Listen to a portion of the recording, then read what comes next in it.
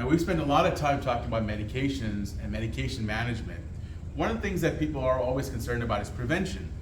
Is there anything they can do to prevent dementia or prevent the worsening of dementia? As physicians, we really want to be careful about what we recommend, and we want to look at the evidence behind it.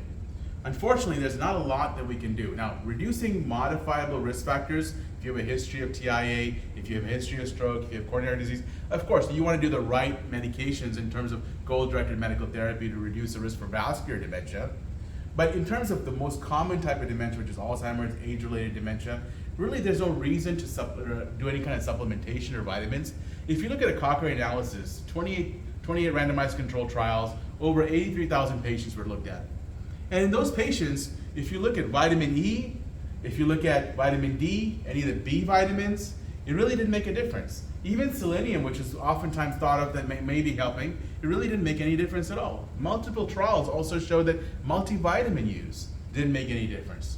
And that's from 3 randomized controlled trials, but newer data shows that over the course of following patients for 20 years, they didn't really improve in terms of getting dementia or preventing the worsening of dementia.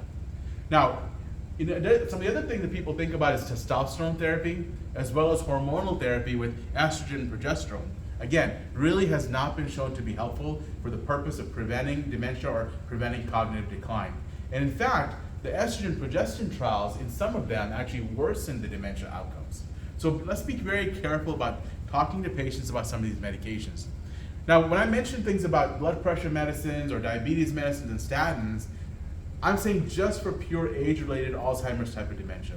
If you look at vascular dementia, yes, of course, you can improve those outcomes if you control blood pressure properly, if they're on adequate statin therapy, if they're on adequate blood pressure reduction medications. That can help a little bit. There's some associated data. However, just for the purpose of preventing, we shouldn't put people on diabetes medicines, statins, or blood pressure medicines. All right, any questions about any of that so far?